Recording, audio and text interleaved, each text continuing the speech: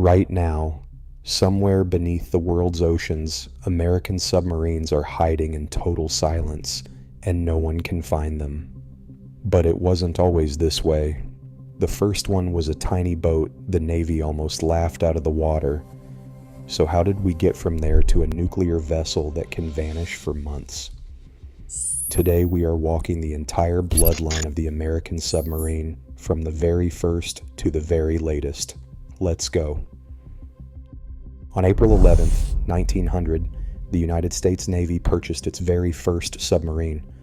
Christened USS Holland, this tiny 53-foot craft was the culmination of a 25-year obsession for inventor John Philip Holland. It was a massive compromise: a gasoline engine for running on the surface and an electric motor for traveling submerged. The boat carried a single 18-inch torpedo tube and absolutely no creature comforts. Inside, the crew of 6 battled toxic fumes and near total darkness, forced to surface every few hours just to breathe and recharge the batteries. Navy leadership remained highly skeptical, viewing the vessel as an interesting experiment rather than a weapon of war. The submarine had officially entered the fleet, but turning this fragile vessel into a practical warship would require a complete mechanical revolution. In 1912, the E-Class introduced twin diesel engines, eliminating volatile gasoline in favor of safer, longer-range operations. But progress was uneven. The subsequent K-Class served as a warning about overcomplicated engineering, plagued by unreliable early diesel technology and low power output. It was the L-Class, entering service in 1917, that became the Navy's first true ocean-going patrol vessels. These boats were the first American submarines to cross the Atlantic under their own power to conduct patrols in Irish waters. Yet, life inside remained brutal. Crews of 28 squeezed into narrow steel tubes, breathing air contaminated by battery fumes and diesel exhaust. These early hulls were mechanically fragile, prone to electrical fires and engine failures. But the grueling Atlantic crossings forced a realization. To fight effectively, the Navy had to design for human endurance. The submarine had grown up, but only just enough to enter the next war. When World War II broke out, the Navy deployed a new breed of ocean-going predators, the Gato and Balao-class fleet boats. Measuring 311 feet long and packing 10 torpedo tubes, these diesel-electric giants were custom-built for the vast expanses of the Pacific. Operating under orders of unrestricted warfare, this relatively small force targeted Japan's vital merchant shipping lines, systematically cutting off the home islands from their resource-rich empire. By 1945, American submarines had sunk over 1,300 Japanese merchant vessels. That accounted for more than 54% of Japan's entire merchant fleet, starving their war machine of oil, food, and raw materials. This campaign succeeded because of a shift toward sheer aggression, pioneered by commanders who refused to play it safe. In early 1943, Lieutenant Commander Dudley "Mush" Morton took command of USS Wahoo. Morton took Wahoo into shallow, enemy-controlled waters, conducting daring night surface attacks that destroyed escorted convoys. Under his leadership, Wahoo sank 19 Japanese ships before she was hunted down and lost with all hands in the La Perouse Strait in October 1943.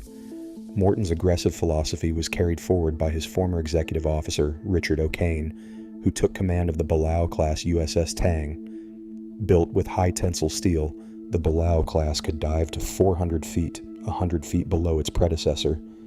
O'Kane used this extra pressure resistance to press home devastating close-range attacks. Over 5 combat patrols, Tang sank 31 ships, becoming the most successful American submarine of the war. But on October 25, 1944, Tang's final torpedo malfunctioned, running in a circular path and striking the submarine from behind. Only 9 crewmen survived, including O'Kane, who spent the rest of the war in a prison camp. This was the stark truth of the silent service. Victory was bought with 52 lost submarines and 3,500 dead sailors. Even the winning designs of the war remained fragile steel hulls bound by battery life, limited oxygen, and the constant threat of a single mechanical failure.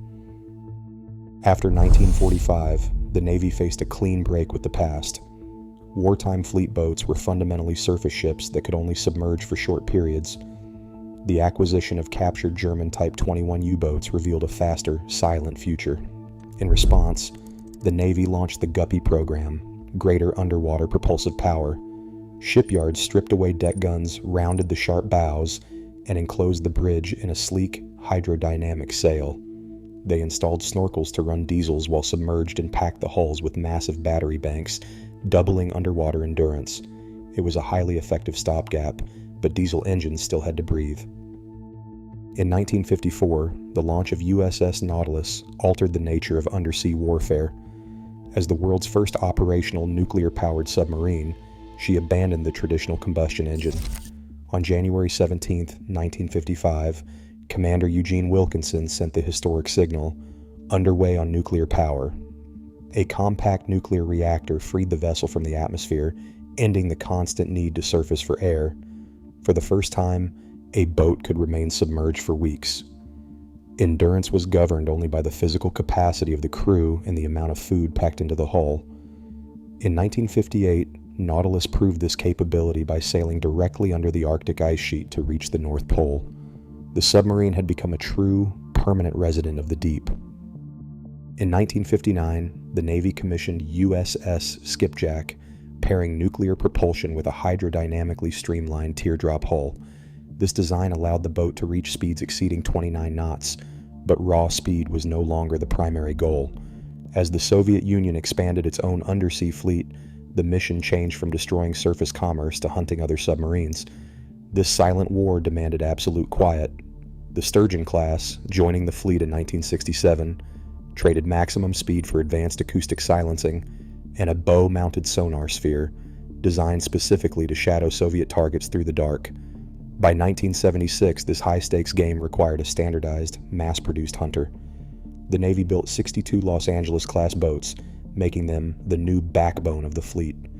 Powered by S-6G reactors and carrying a 25-weapon payload, these vessels patrolled the globe on long, classified shadowing missions. This underwater conflict remained entirely invisible to the public, dividing the undersea fleet into two distinct forces: the hunters and the strategic targets meant never to be found. These are the boomers, ballistic missile submarines. While attack boats hunted, these massive hulls had a different purpose. The pinnacle of this design is the Ohio class, commissioned in 1981. Driven by an S-8G nuclear reactor, these 560-foot vessels slip into the ocean for up to 100 days. They do not hunt enemy fleets or shadow rival attack boats. Their mission is strategic: carry up to 20 Trident 2D5 nuclear missiles, disappear into an ocean bastion, and remain undetected. To keep them constantly deployed, two alternating crews, blue and gold, rotate patrols. Instead of seeking out combat, the Ohio class guards the nation simply by staying lost. To hunt at the close of the Cold War, the Navy designed the Seawolf class. Commissioned in 1997, these ultra-quiet predators were so expensive that only 3 were ever built. The fleet instead pivoted to the Virginia class.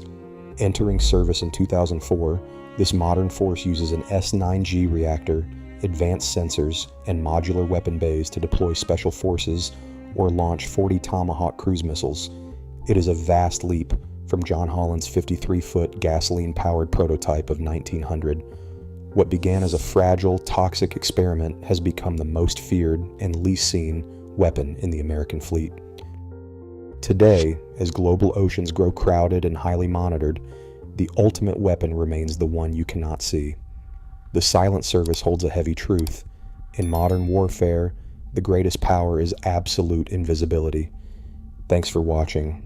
Let us know your thoughts in the comments.